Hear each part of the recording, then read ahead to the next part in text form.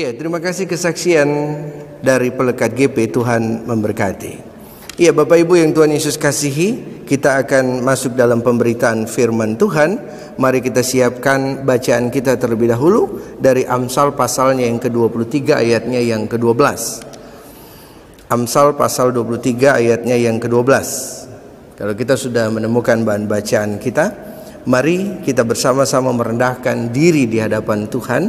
Kita berdoa. Bapa di sorga, kembali kami datang kepadamu dengan ungkapan syukur hati kami bahwa Tuhan memelihara anak-anak-Mu melalui firman-Mu sehingga kami boleh ada di hadapan Tuhan dan menyenangkan hati-Mu. Didiklah terus kami Tuhan melalui firman yang akan kami baca dengan renungkan, dan biarlah Roh Kudus membimbing kami supaya kami menjadi anak-anak yang sungguh-sungguh menyenangkan hati-Mu dan menjadi contoh kehidupan bagi sesama kami. Tuhan memberkati kami dan kami siap untuk mendengarkan firman-Mu. Di dalam nama Tuhan Yesus kami sudah berdoa. Amin. Ya, Bapak Ibu yang Tuhan Yesus kasihi, mari kita berdiri untuk mendengarkan firman Tuhan dari Alkitab. Bacaan Alkitab hari ini terambil dari Perjanjian Lama, Amsal 23:12 yang menyatakan, "Arahkanlah perhatianmu kepada didikan dan telingamu kepada kata-kata pengetahuan." Demikianlah pembacaan Alkitab.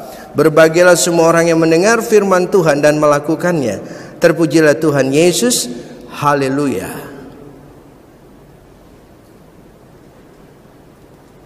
Silakan duduk. Iya, Bapak Ibu yang Tuhan Yesus kasihi, Shalom. Di minggu ke-17 sesudah Pentakosta ini, kita akan merenungkan firman Tuhan dari Amsal 23 ayat 12 dengan tema mendidik anak. Iya, Bapak Ibu yang Tuhan Yesus kasihi, beberapa waktu yang lalu saya senang Pelekat PA, kakak-kakak layan mengadakan kegiatan menyanyi, ya. Bagaimana mereka menyanyi, divideokan, yang bisa alat musik pakai alat musik. Setelah divideokan, lalu mereka mengirim video itu ke kakak-kakak layan. Nah, lalu kakak-kakak layan menilai. Meskipun masih proses penilaiannya, tapi yang saya mau katakan adalah cara yang demikian sungguh luar biasa. Kenapa? Karena kakak-kakak layan coba mengajak anak-anak untuk mengembangkan sumber daya mereka, potensi mereka, talenta mereka, yang bisa menyanyi jadi pintar, bisa menyanyikan meskipun masih belajar, tapi artinya mereka bisa menyanyikan itu. Bisa tampilkan bermain alat musik. Dari dua hal itu, apa yang mau ditunjukkan? Yang mau ditunjukkan adalah membangun kepercayaan diri anak-anak kita. Itu luar biasa, Bapak Ibu, ya.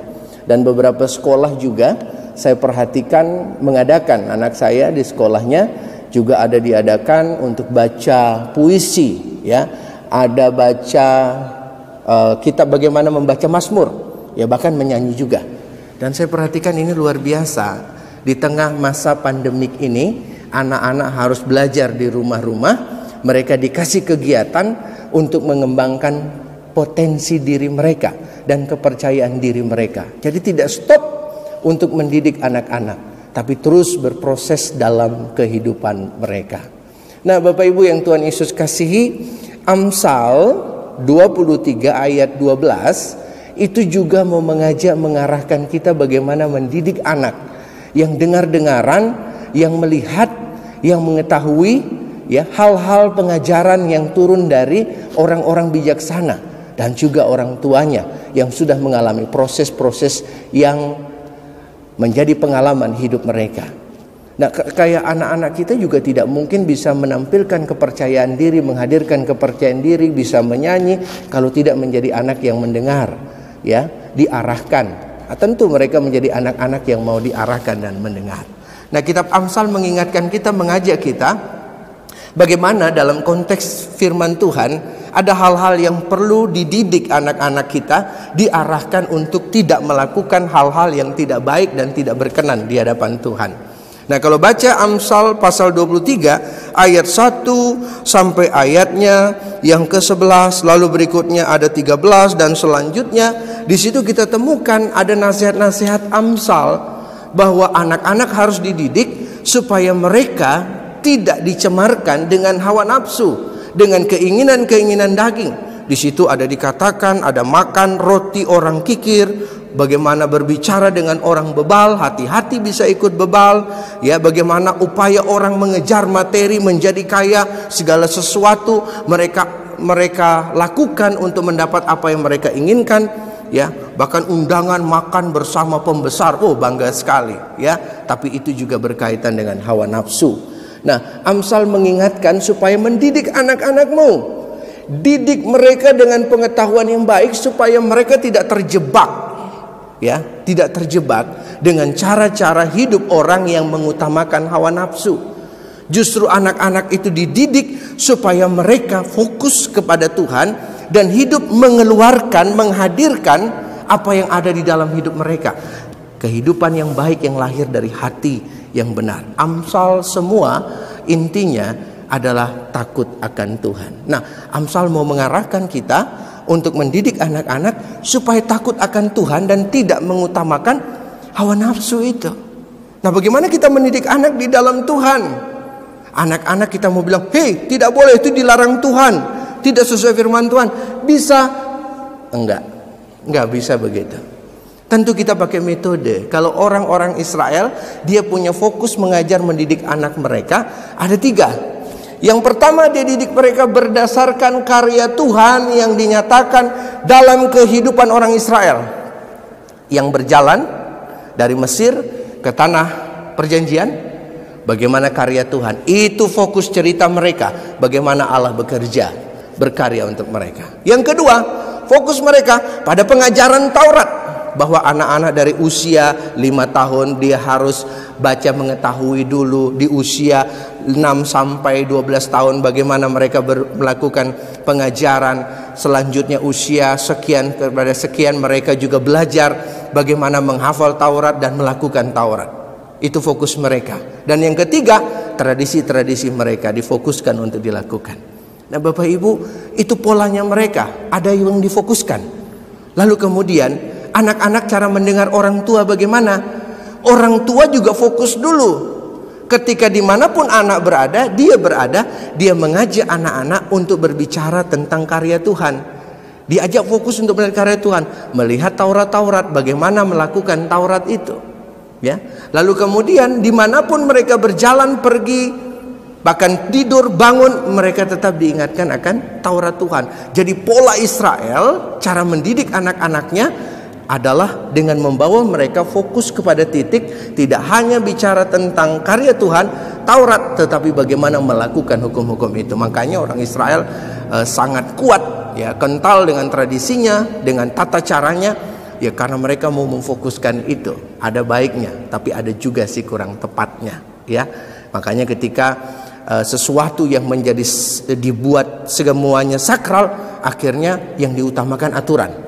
Tuhan terkadang menjadi kesekian. Makanya Tuhan Yesus datang merubah beberapa aturan-aturan yang ada. Hari Sabat, dia rubah bagaimana menolong orang pada hari Sabat. Ya, mereka larang, tetapi Tuhan lakukan itu. Kita kembali Bapak Ibu. Catatannya, orang Israel memfokuskan dulu, ya, bagaimana mereka mendidik supaya anak-anak mereka dengar-dengaran dalam kehidupan yang mereka jalani.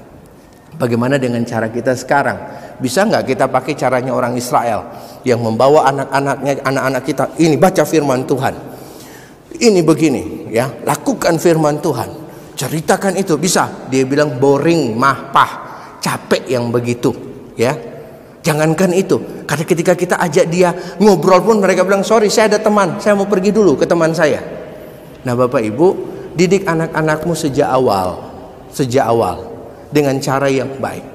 Kalau kita mau didengarkan oleh anak, kita harus mendengarkan anak. Jadi dengarkanlah anak-anakmu. Dengarkanlah mereka saat mereka juga berbicara kepadamu, menyampaikan isi hatinya. Ya, anak-anak balita kita, coba lihat. Anak-anak balita saja punya keinginan-keinginan. Coba belajar dengarkan mereka. Itu anak balita. Lalu anak-anak kita yang sudah SD, ya, SD kelas 3, kelas 4, kelas 5, kelas 6, mereka punya keinginan, ya. Coba sekarang belajar online di rumah. Ketika belajar online di rumah, anak-anak kita kadang bosan nggak itu? Dia bilang, dia bilang capek, ya, capek dia belajar. Kadang, ya, nggak ada punya teman, yang dia lihat mamahnya, ya, mamahnya tensi tinggi lagi, ngajar kalah-kalah guru, ya. Guru aja bisa emosi di sana, tapi mamah lebih emosi, ya. Cara didik anaknya, mamanya baru tahu itu. Bagaimana guru di sekolah mengajar kayak apa anak-anak kita. Anak-anak kita melakukan sesuatu, guru begini, kita sudah bilang, laporkan itu guru ke polisi, itu tidak baik. Tapi ketika Anda ngajar anak di rumah bagaimana? Dengarkan mereka. Ketika mereka bilang gini, "Mah, capek saya, mau istirahat dulu." Mamanya, "Enggak, sebentar, mama ini banyak kerjaan." Coba lihat, begitu enggak kita, ibu-ibu? "Mama banyak kerjaan ini, mama selesaikan yang dulu ini." Kita tidak mendengarkan anak. Padahal kalau Anda mau didengar, belajar untuk dengarkan anakmu berbicara, menyampaikan apa yang mereka inginkan, supaya anak-anak itu juga mau mendengarkan kita. Dengarkan anak kita bicara. Oh, waktu istirahat, iya, waktu istirahat, ya istirahat, boleh istirahat, di sekolah aja istirahat, dia istirahat sebentar, ya. Lalu kemudian yang kedua, setelah kita mendengarkan anak, lama-lama contoh itu akan masuk dalam hatinya. Oh, orang tua saya dengarkan saya, maka saya pasti akan mendengarkan orang tua saya. Yang kedua, apapun itu, panggil nama anakmu supaya dia tahu identitasnya. Anakku sayang, namamu, ya, sebut namanya, ya. Anak saya Nanda, Anugrah, Utomo, Daminto, panggilannya Duan, ya. Kalau dibalik dia Duan namanya. Dipanggil Duan dia senang, Nanda dia senang. Coba mamahnya atau saya panggil dia, kamu ini sini. Dia tersinggung, hatinya menangis. Dia nggak suka. Ya, kayak kita orang tua tidak menghargai. Karena dia lahir, kita sudah beri nama, tapi kita tidak panggil dia nama. Nama itu identitasnya dia. Berikan nama itu identitasnya dia. Sebut namanya, panggil namanya. Ya, anak saya kalau di rumah paling nggak suka dibilang kamu ini, dia nggak suka, dia langsung neteskan air mata, dia sedih. Ya, di luar ya entah, tapi artinya di rumah dia memulai. Karena apa? Karakter itu dibangun di rumah. Ketika kita bilang namanya anak itu, kita lagi membangun kepercayaan diri. Ketika kita mendengar dia, kita lagi membangun sebuah kepercayaan diri dalam hatinya, bahwa dia didengar. Tinggal kita bagaimana mengarahkan dia. Ketika memanggil namanya, identitasnya juga jelas.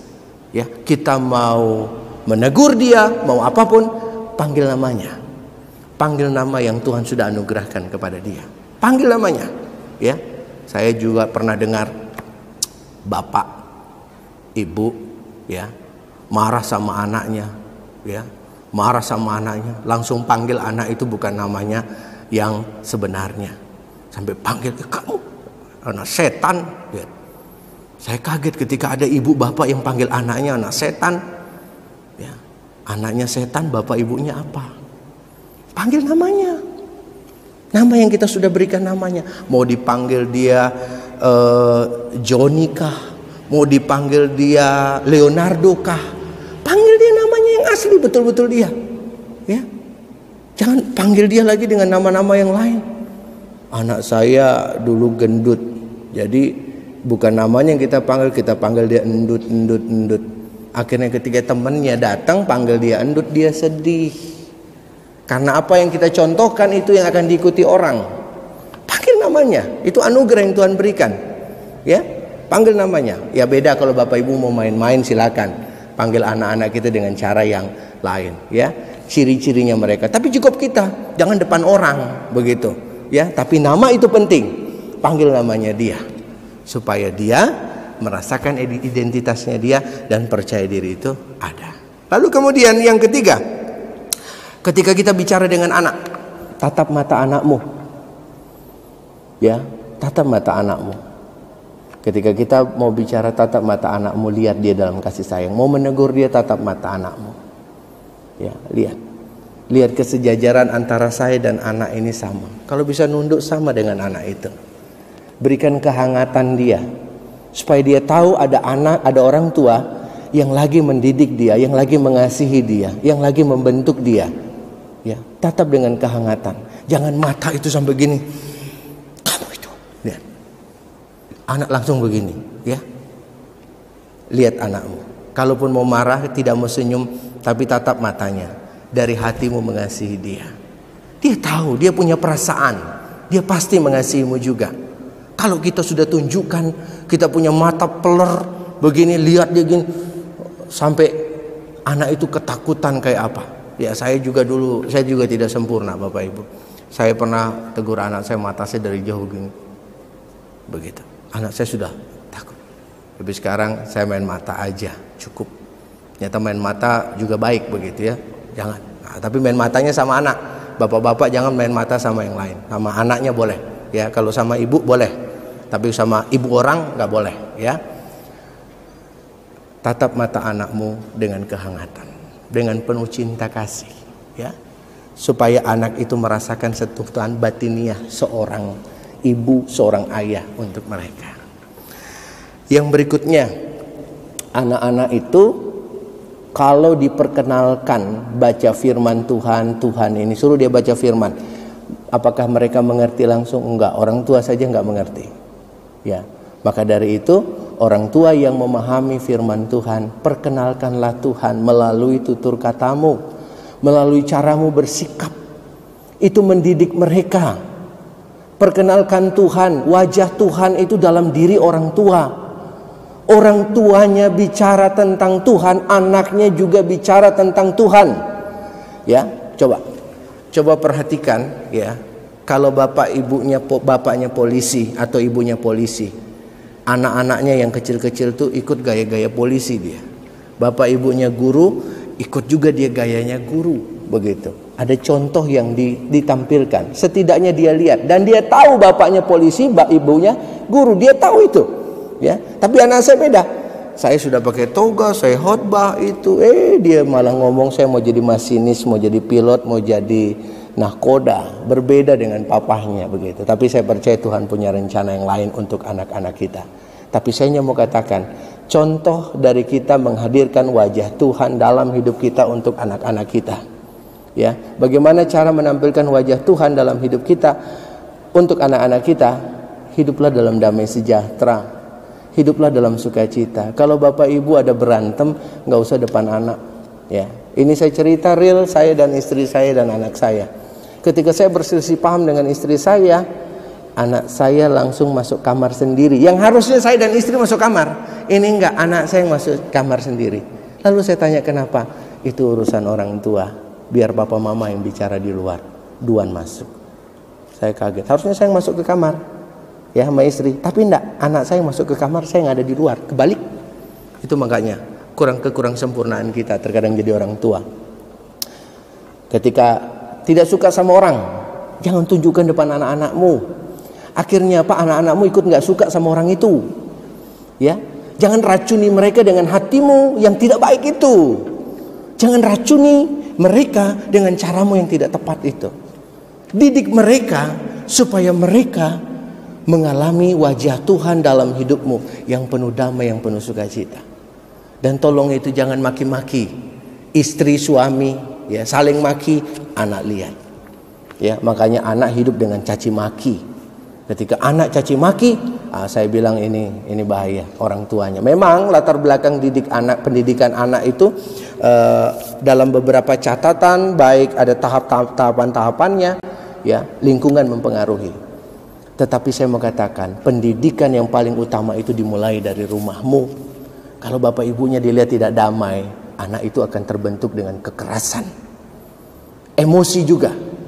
Ya, jadi ketika anak itu emosi, marah melawan bapak ibu, jangan salahkan mereka, jangan bilang pergaulannya. Itu karena bapak ibu juga dilihat sebagai suami istri saling melawan, saling bertengkar, saling keras. Ya, akhirnya anak-anak kita tidak sadar mendidik dia untuk memberontak. Stop itu. Didik anak-anakmu, ya, untuk menampilkan wajah Tuhan yang penuh kasih, damai sejahtera, dan anak itu akan terbentuk karakternya. Banyak orang datang kepada saya bilang begini, Pak, anak saya begini, aduh saya kayak rasa hilang, saya kayak begini, anak saya tidak bisa dikasih tahu, anak saya tidak. Hampir semua dalam hati saya mau sampaikan, dalam pengalaman, itu karena kita juga ada kontribusi kita yang tidak mau menunjukkan wajah Tuhan yang penuh kasih kepada mereka. Kita hanya dilihat baca Alkitab, berdoa, habis itu berantem. Berdoa, baca Alkitab, habis itu berantem. Lalu dia bilang begini, oh sah-sah saja kalau habis berdoa, baca Alkitab, berantem. Sah. Kenapa? Papa mama saya begitu, berarti saya juga boleh berantem. Boleh menampilkan emosi saya kepada orang tua saya. Nah, Bapak Ibu, ini perlu kita didik anak-anak kita di dalam Tuhan. Bagaimana supaya mereka mendengarkan kita, bisa melihat kita, pengajaran kita melalui contoh hidup kita. Kita mulai mendengarkan mereka. Berapapun usia mereka, mulailah mendengarkan. Mulai manggil identitas mereka. Identitas mereka sebagai orang-orang yang diberkati Tuhan. Lalu kemudian berikan kehangatan. Cara pandangmu menunjukkan bagaimana dia hidup. Tatap mereka dengan kehangatan hatimu yang penuh kasih. Lalu tunjukkan wajah Tuhan itu supaya mereka diberkati. Maka dari itu kalau kita lakukan itu, kita lagi mendidik anak kita di dalam Tuhan Yesus. Dan Tuhan berkata, biarkan anak-anak itu datang kepadaku. Tugas tanggung jawab orang tua, membawa anak-anak berjumpa dan mengalami Tuhan. Jangan lupa, tugas orang tua, anak-anak itu dititipkan dalam hidup kita supaya kita bawa mereka untuk menjumpai Tuhan. Dia yang punya, Tuhan yang punya. Kita ini hanya mendampingi, ya. Nanti kalau sudah dimuliakan, ya, sudah dimuliakan, di sana dia hanya tahu ini orang tua saya di bumi, ya. Oh, ini anak saya waktu di bumi. Tapi kasihnya jauh lebih besar. Karena kita semua anak-anak yang punya Bapa yang satu, yaitu Allah yang di sorga, di dalam Yesus Tuhan. Bapak Ibu, didik anak-anakmu, bawa mereka untuk menjumpai Tuhan. Ya, buat mereka menjadi anak-anak yang tidak hanya mendengarkanmu, yang tidak hanya melihatmu dan taat padamu. Buat mereka taat dan mencontohi kehidupan di dalam Tuhan. Buat mereka mengikuti apa yang menjadi perkenanan Tuhan. Tuhan Yesus memberkati. Amin.